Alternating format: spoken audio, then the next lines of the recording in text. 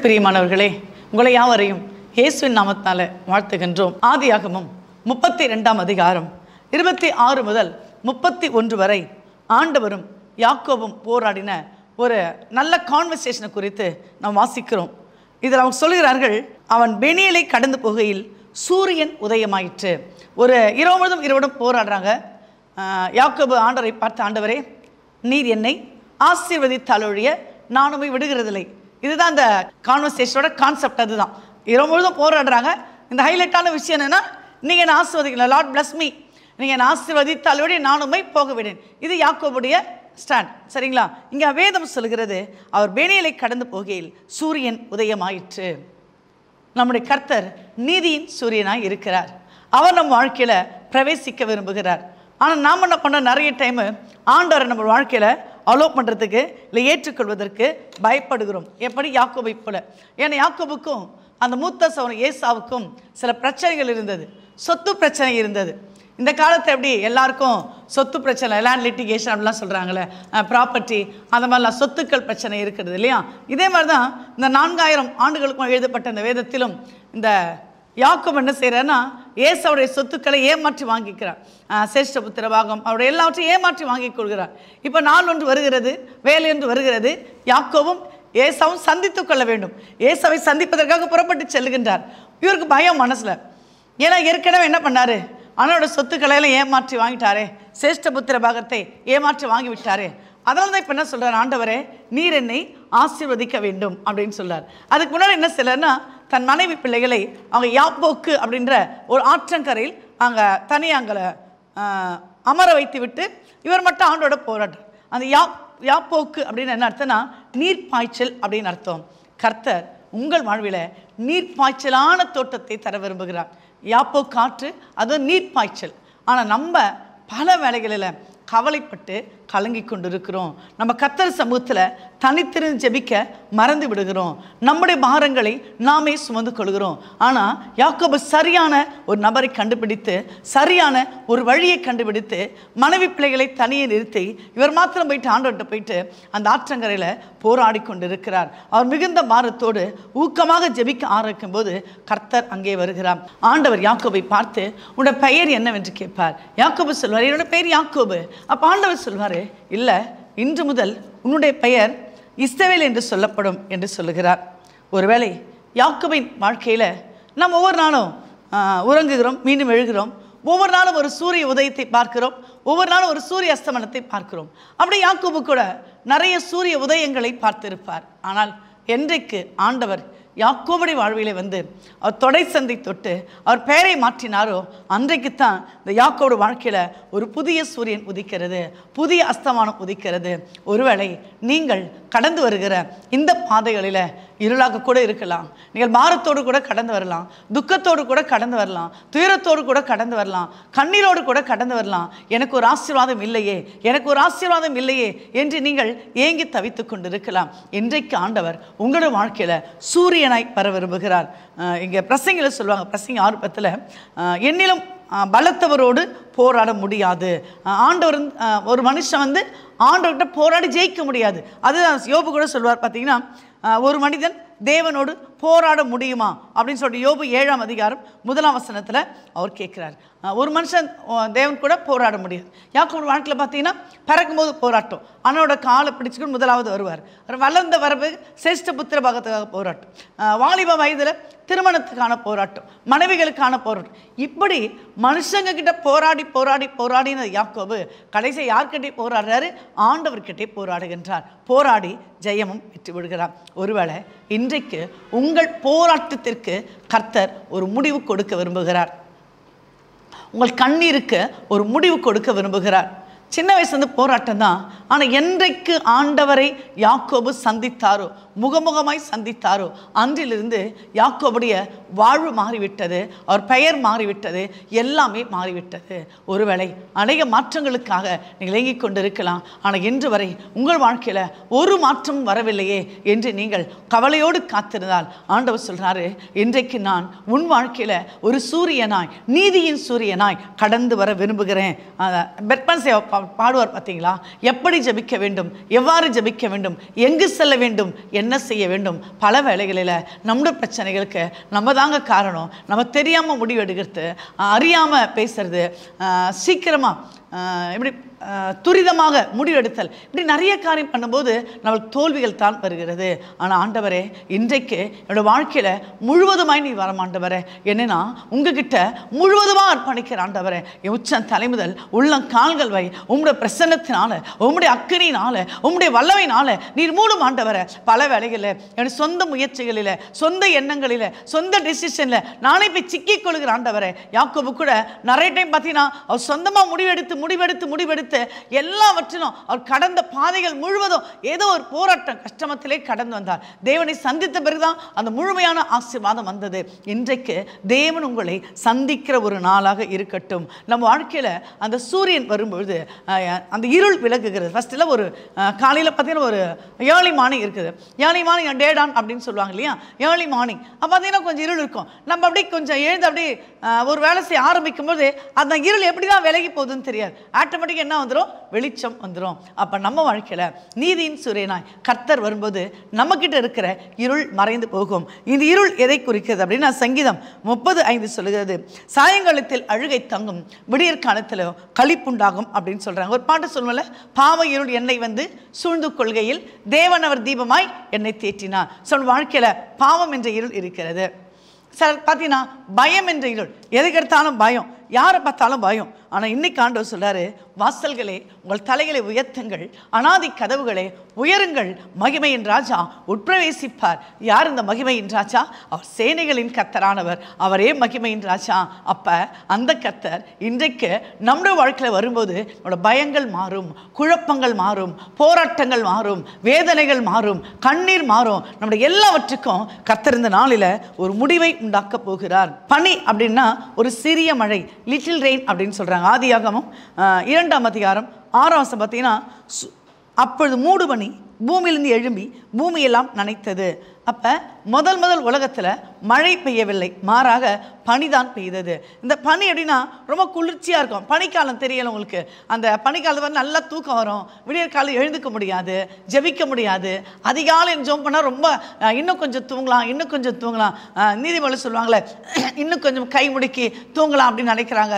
அந்த மாதிரி இருக்கும். அப்போ இங்கே என்ன சொல்கிறாங்கன்னா, அனலுமின்றி குளிருமின்றி வெதுவெதுப்பாக இருந்தால் கர்த்தர் என்ன பண்ணுறாராம்? வாந்தி பண்ணி போடுகிறாராம். அப்போ நம்ம என்ன பண்ண? ஆண்டவரே, அதிகாலையில் எழும்பி உம்மை துதிக்க கிருபை தாங்க, ஜெபிக்க கிருபை தாங்க. என்னுடைய வாழ்க்கையில் பனி ஒரு வேளை, குளிர் ஒரு மெத்தனும், அப்புறம் ஜோம் பண்ணலாம், பிறகு ஜெபித்து கொள்ளலாம், பிறகு ஆலயத்துக்கு போகலாம், ஆலயத்துக்கு லேட்டாக கூட போகலாம், அப்புறம் இது ஆண்டவர்கிட்ட கேட்கலாம். சில காரியத்தை நம்ம போஸ்ட்போன் பண்ணுறல, அதுதான் அந்த பனிக்கு அடையாளமாக இருக்கிறது. எந்த காரியத்தை என்ன பண்ணக்கூடாதான்? போஸ்ட்போன் பண்ணக்கூடாதான். தேவனுடைய பிள்ளைகளே, அனலும் இல்லாமல் குளிர் இல்லாமல் வெதுவெதுப்பா இருக்கவே கூடாது அப்படின்னு சொல்றாங்க. அப்போ ஒருவேளை ஆண்டவரை உண்மை தேடுவதில் தாமதமாகவோ இல்லை லேட்டாகவோ, இல்லை ஆண்டவரை இந்த வேலையை அப்புறம் பார்த்து, நம்ம கூட பார்த்தீங்கன்னா நம்ம வேலைக்கெல்லாம் சரியான டைம் போவோம், நம்மளோட ஒர்க் பிளேஸ் சரியாக போயிடுவோம், நம்மளோட வேலைகளை சரியாக செய்வோம். ஜெபத்து மட்டும் என்ன சொல்லுவோம்? சரி கொஞ்சம் லேட்டாக பண்ணிக்கலாம், பிறகு பார்த்துக்கொள்ளலாம், பிறகு ஜெபிக்கலாம், பிறகு துதிக்கலாம் அப்படின்னு ஆண்டோட நேரத்தை மட்டும் என்ன பண்ணுவாங்க? போஸ்ட்போன் பண்ணுவோம். அப்போ அப்படி பண்ணும்போது கர்த்தர் நம்மளோட வாழ்க்கையில் கூட சில ஆசீர்வாதங்களை போஸ்ட்போன் பண்ணிவிடுவார். ஏன்னா பைபிள் சொல்லுகிறது, மனுஷன் எதை விதைக்கிறானோ அதை தான் அறுக்கிறான் இல்லையா? என்னை கனம் பண்ணுகிறவனை நான் கனம் பண்ணுவேன், என்னை மகிமைப்படுத்தினா நான் மகிமைப்படுவேன். பைபிள் அழகாக சொல்கிறது, கேளுங்கள் அப்பொழுது உங்களுக்கு தரப்படும். நான் கேட்காமலே, நான் சில சொல்லுவாங்க, நான் படுத்துக்கொண்டே ஜெபம் பண்ணேன், நான் கண்ணை மூடிக்கொண்டே ஜெபம் பண்ணேன் அப்படிலாம் சொல்லுவாங்க. பாருங்களேன், அது குளிர்தன்மை காட்டுகிறது. ஒரு ஜெபம் நல்லா எழுந்து, நல்ல விசுவாசமாக எழுந்து முழங்கால் பண்ணிட்டு நல்ல கரங்களை தூக்கி அல்லையே காலையில் ஜெபம் பண்ண, அதுதானே ஜெபம். சார் படுத்துக்கொண்டே சொல்லுவாங்க. அப்ப நம்மளோட வாழ்க்கையில இந்த சோர்வுகள், இந்த பலவீனங்கள் அல்லது சோம்பேறித்தனங்கள், எதுல சோம்பேறித்தனம்? நாம் கர்த்தரை தேடுவதில்லை. இதெல்லாம் பணிக்கு அடையாளமா இருக்கிறது. இந்த பணியை கர்த்தன் வாழ்க்கை விளக்க வல்லமையுள்ளவராய் இருக்கிறார். மூன்றாவது, இந்த சூரியன் வரும்போது இந்த முழு உலகத்துக்கும் வெளிச்சம் வருகிறது. ஒருவேளை இந்த சூரியன்ல 4000 டிகிரி சென்டிகிரேடிலிருந்து அவ்வளோ வெப்பம் வருகிறது தான். இந்த சூரியன் அந்த வெப்பம் இருக்குது இல்லையா, இல்லையா, அது எதுக்கு சொல்கிறாங்கன்னா பிதாவைக தேவனுக்கு. அதுலேருந்து ஒளி வருது இல்லையா, அது வந்து கிறிஸ்துவுக்கு அடையாளமாக இருக்கிறதா. மூன்றாவது உஷ்ணம், அந்த ஹீட் வருது இல்லையா, அதை பரிசுத்த ஆவிக்கு அடையாளமாய் சொல்லுகிறார்கள். ஒருவேளை சூரியன் ஒளி கொடுக்கறதுனால இந்த முழு உலகம் எப்படி இருக்குது, வெளிச்சமாக இருக்குது. பகலை நீங்கள் எவ்வளோ ட்ரை பண்ணாலும் பகலை என்ன பண்ண முடியாது, நீங்கள் இரவாய் மாற்ற முடியாது. இரவு கூட பகலாக மாற்ற, இரவில் நல்ல பெரிய லைட்ஸ்லாம் போடுறீங்க, சோடியம் வேப்பர் லைட் போடுறோம், நிறைய லைட்ஸ்லாம் போடுறோம், அந்த இடமே பகல் மாதிரி இருக்கும். ஆனால் பகலை ஒரு நாள் என்ன பண்ண முடியாது, நம்ம இரவாய் மாற்றவே முடியாது. அப்போ சூரியன் நம்ம வாழ்க்கையில் வந்துட்டா நம்ம வாழ்க்கை அழகாக மலரும். இங்கே பார்த்து எந்த இடத்துல பார்த்து ஒரே ஒரு சூரியன் தான், யார் வேணா யாருக்கும் எல்லாருக்கும் பார்த்தா ஒரே ஒரு சூரியன் தான், எல்லாருக்கும் அது வெளிச்சம் கொடுக்குதுல்ல. உங்களுக்கு வெளிச்சம் இல்லை, உங்களுக்கு வெளிச்சம் இல்லை அப்படிலாம் கிடையாது, எல்லாருக்கும் வெளிச்சம் கொடுக்குற சூரியன் அவர் தாங்க கர்த்தர். யாத்திராகமம் 34:30 மோசேயை பார்த்து அவர் முகம் பிரகாசிப்பதை கண்டு அவர் சமீபத்தில் சேர பயந்தார்கள். பாருங்க, நீங்க நல்ல பிரைட்டா இருந்தீங்கன்னா, நீங்க நல்ல வெளிச்சமா இருந்தீங்கன்னா, நீங்க அக்னியா இருந்தீங்கன்னா, நீங்க அனலா இருந்தீங்கன்னா, நீங்க வல்லமையா இருந்தாங்கன்னா உலகம் உங்களை பார்த்து பயப்படும். நம்ம கிட்ட இருள் இல்லை, நம்ம கிட்ட பயம் இல்லை. அப்ப யாரை பார்த்தும் பயப்படலைன்னா நீதியின் சூரியன் பண்ண நம்ம கிட்ட வர சொல்றாரு, என் நாமத்துக்கு பயந்து இருக்கிறவங்க மேல் நீதியின் சூரியன் உதிக்கும், அது சட்டைகளின் கீழ் ஆரோக்கியம் இருக்கும். அப்ப நீதின்னு நம்ம வாழ்க்கையில் இருக்கும்போது உலகம் நம்மை கண்டு பயப்படுமே தவிர நம்ம உலகத்தை பார்த்து எதற்காகவும் பயப்பட வேண்டிய அவசியமே இல்லை. அப்போ என்ன பண்ணணும், தேவனுடைய சமூகத்தில் எவ்வளவு அதிகமாய் காத்திருக்கிறோமோ, எவ்வளோ நேரம் காத்திருக்கிறோமோ, எவ்வளோ டைமை நம்ம ஸ்பெண்ட் பண்ணுறோமோ, இன்னைக்கு சொல்லுங்க, ஆண்டவரே எனக்கு மேலே விண்ணப்பத்தின் ஆவி இறங்கட்டும், ஜெப ஆவி இறங்கட்டும், மன்றாட்டின் ஆவி இறங்கட்டும். எப்படி யாக்கோபு இரவு முழுதும் போராடினதுனால அவரோட பெயரை மாற்றப்பட்டு விட்டது, இஸ்ரவேல் என்று அர்த்தம் கொள்ளும் தேவனுடைய பிரபு அப்படின்ற அவர் பேர் மாத்திரீங்களா ஆண்டவரே. என் வாழ்க்கையில நான் ஒப்பு கொடுப்பதற்கு ஆண்டவரே நான் ஆயத்தமா இருக்கேன், என் நிலை மாற்றங்களை தாரும் ஆண்டவரே. நான் எதெல்லாம் விட்டு விடணும், எதெல்லாம் தொடரணும், எதெல்லாம் செய்யணும், எதெல்லாம் செய்யக்கூடாது, நீங்க கிருபை தாருங்க ஆண்டவரே. நீங்க சொன்னீங்களே, என் கிருபை உனக்கு போதும், உன் பலவீனத்துல என் பலனானது பரிபூரணமாய் விளங்கும் சொல்றீங்களா ஆண்டவரே. அப்பா, பனியை போல பயத்தை போல நிறைய இருள்கள் ஆண்டவரே, ஒளி இல்லாத இருளான காரியம் என் வாழ்க்கையில் இருக்குது ஆண்டவரே. நீர் வாரும் ஆண்டவரே, இன்றைக்கு நீங்க வாங்க ஆண்டவரே. அப்போஸ்தலன் பவுல் சொல்லுகிறாரே, என்னை பலப்படுத்துகிற கிறிஸ்துவினால எல்லாவற்றையும் செய்வதற்கு எனக்கு ஒரு பலன் உண்டு. ஆம் ஆண்டவரே, என் ஆவியில, என் ஆத்துமத்தில, என் சிந்தையில, என் யோசனைகளில தகப்பனே புதிய பலனை தாரும் ஆண்டவரே. உமக்காய் காத்திருக்கும்படியாய் வந்திருக்கிறேன். எப்படி யாக்கோபு இரவு முழுதும் கர்த்தருடைய சமூகத்தில் காத்திருந்த பொழுது நீ ஒரு பெரிய ஆஸ்வாத்தை தந்திரோ, பயத்தை நீக்கினீரோ, குழப்பத்தை நீக்கினீரோ, அது மாத்திர ஒரு பெரிய ஆஸ்வாத்தை சுதந்திரிக்க உதவி செஞ்சீங்க ஆண்டவரே. என்னுடைய வாழ்வில என்னை கடினப்படுத்துகிற, என்னை கட்டி வைத்திருக்கிற எல்லா கட்டுகளும் இயேசுவின் நாமத்தால் உடையட்டும் ஆண்டவரே. இயேசுவின் இரத்தத்தால் உடையட்டும் ஆண்டவரே. எண்ணங்கள் உடையட்டும், சிந்தனை உடையட்டும், யோசனை உடையட்டும் ஆண்டவரே. சரீரத்தின் எல்லா பலவீனங்களை இயேசுவின் நாமத்தால் எரிக்கிறேன் அப்படின்னு கேளுங்களேன். அன்று எலியா இருந்தார். ஒரு நாள் எலியாவை அழைத்து செல்ல அக்னி ரதங்கள் வந்தது, குதிரைகள் வந்தது, அது ஒரு பெரிய அக்னிமயமாய் இருந்தது. ஒருவேளை நீங்க யோசிச்சு பாருங்க, அன்றைக்கு அதற்கு முன்பாக எலியா அக்னி ரதத்தை பார்த்திருக்கவில்லை. அக்னி ரதம் எப்படி இருக்கும் எலியாக்கு தெரியாது.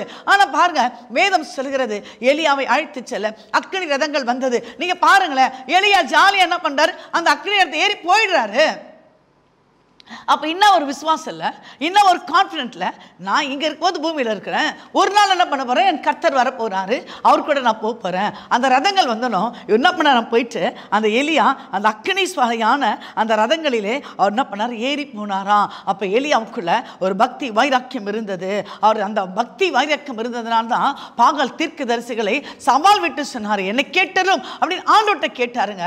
அந்த பக்தி வைராக்கியம் உங்களுக்கு வரும்போது யாக்கோபுக்குள்ள ஒரு பக்தி வைராக்கியம் இருந்ததில்ல, அதனால தான் இரவு முழுதும் போராடி ஜெபம் பண்ணார்ல. அப்போ இருள் போச்சு, பனி போச்சு, எல்லாம் அவர் வாழ்க்கையில் இருந்த எல்லாமே மாறி விட்டதுங்க. அந்த போராட்டம் எத்தனை இருந்து அவர் என்ன பண்ணாருன்னா, இப்போ இஸ்ரவேலின் பிரபுக்களாய், தேவனுடைய பிரபுக்களாய் மாற்றப்பட்டு விட்டார். இன்றைக்கு நம்முடைய வாழ்க்கையில் பல மாற்றங்களை கொடுக்க கர்த்தர் விரும்புகிறார். ஆனால் நம்ம தான் நான் இருக்கிற மாதிரி இருப்பாண்டவரே, நீங்கள் என்னை ஆஸ்வதிக்கணும், நீங்கள் என்னை உயர்த்தணும், நீங்கள் என்ன அப்படியே என்ன பண்ணணும், அற்புதங்களை செய்யணும் அப்படின்னு சொல்கிறோம். இல்லை ஆண்டவரே, நான் அர்ப்பணிக்கிற ஆண்டவரே, இரவு முழுதும் அல்ல, என் பிரச்சனை தீரும் வரைக்கும் வரைக்கும், என் கண்ணீர் தீரும் வரைக்கும், என் போராட்டம் தீரும் வரைக்கும், என் வியாதி மறைகிற வரைக்கும், என் பொருளாதார தேவையில உம்முடைய கரம் இறங்குகிற வரைக்கும் அப்பா, எப்படி இரவு முழுதும் சொன்னாங்களே அப்பா, நீங்க சொல்ற நாள் வரைக்கும் ஆண்டவரே உம்முடைய சமூகத்தில் காத்து இருக்க நீர் எனக்கு பலனை தாரும். ஏனென்றால் பலன் இல்லாத நமக்கு, சத்துவம் இல்லாத நமக்கு, சோர்ந்து போயிருக்க நமக்கு அவர் பலன் தந்து தைரியப்படுத்த வல்லமையுள்ள தேவனாய் இருக்கிறார். அரைஸ் அண்ட் ஷைன் என்று சொன்னார் பார்த்தீங்களா? எழும்பி பிரகாசி, உன் ஒளி வந்தது, கர்த்தருடைய மகிமை உன்னை சுற்றிலும் உதித்தது. ஆம், நீதியின் சூரியன் நம்முடைய வாழ்க்கையில் வரும்போது எல்லா தடைகளும், எல்லா கட்டுகளும், எல்லா கிரியைகளையும் மாறி கர்த்தர் நமக்கு ஒரு புதிய நாமத்தை சொல்லும். பைபிள் சொல்லும், அப்பொழுது கர்த்தர் சொல்லுகிற புது நாமத்தால் நீ அழைக்கப்படுவாய். ஸோ இன்றைக்கு உங்களையும் உங்கள் குடும்பத்தையும் அப்படிப்பட்ட நீதியின் சூரியன் ஆசீர்வதிக்க விரும்புகிறார். கர்த்தர் தாமே இந்த வசனங்களை ஆசீர்வதிப்பாராக. ஆமேன். அன்பின் பரலோகராஜாவே, உம்மை நன்றியோடு கூட துதிக்கிறங்க தாவே. நீர் எங்கள் வாழ்க்கையில நீதியின் சூரியனாய் வாருங்க ஆண்டவரே. நாங்கள் பனியை போலவோ இருளை போலவோ மெத்தனமாக இராதபடி ஆண்டவரே, எங்கள் பாவ இருள் ஆனாலும், பய இருள் ஆனாலும், குழப்பங்கள் ஆனாலும், வியாதி ஆனாலும் எல்லாவற்றையும் மாற்ற வல்லவர் நீங்க ஆண்டவரே. எப்படி ஒரே ஒரு சூரியன் முழு உலகத்தை பிரகாசிக்க வைக்கிறதோ அப்படி நீதியின் சூரியனாக நீர் ஆண்டவரே என் தனிப்பட்ட வாழ்விலே, என் குடும்ப வாழ்விலே, என் பெற்றோர் வாழ்விலே, என் பிள்ளைகள் வாழ்விலே நீர் போதுமானவராய் வந்து கர்த்தாவே, இதுவரை கடந்து வந்த எல்லா பாரங்கள், எல்லா பயங்களையும் நீக்கி இதோ நான் புதிய காரியத்தை செய்கிறேன், அது இப்பொழுதே தோன்றும்படி சொன்னீங்களே. எங்கள் வாழ்க்கையில ஒரு புதிய காரியத்தை செய்வீராக. எங்கள் தேவைகள் சந்திக்கப்படட்டாண்டவர, எங்கள் கண்ணீர்கள் மாறட்டாண்டவர, கவலைகள் மாறட்டாண்டவர. உம்மோட சந்தோஷம், உம்முடைய சமாதானம் அப்பா, நீங்க சொன்னீங்களே உலகம் தரக்கு பிரகாரம் நான் தருதில்ல, நான் நிறைவாய் தருகிறேன் சரிங்க ஆண்டவர. இதை கேட்டுக்கணும் ஒவ்வொருவருக்குள்ள நிறைவான சமாதானம் இருதயத்தில் இறங்கும்படியா ஆண்டவரை, நிறைவான சந்தோஷம் இருதயத்தில் இறங்கும்படியா, நிறைவான ஆசீர்வாதம் மூடிக்கொள்ளும்படியா. ஆம் ஆண்டவரே, நீங்க சொன்னீங்களா ஆபிரகாமை பார்த்து, நிச்சயமாக நான் உன்னை ஆசீர்வதிக்கவே ஆசீர்வதித்து உன் பெயரை நான் பெருமைப்படுத்துவேன், நீ ஆசீர்வாதமாய் இருப்பாய் சொன்னீங்களே. அந்த வாக்குத்தத்தமுள்ள வார்த்தையினால ஆசீர்வதிக்கிற ஆண்டவரே, இந்த மாதத்துக்குரிய எல்லா தேவைகளை சந்தித்து வழிநடத்துங்க ஆண்டவரே. நிறைவான பலனை தருவீராக. இயேசுவின் வழியாய் கேட்கிறோம் ஜீவனுமுள்ள நல்ல பிதாவே. ஆமேன், ஆமேன், ஆமேன்.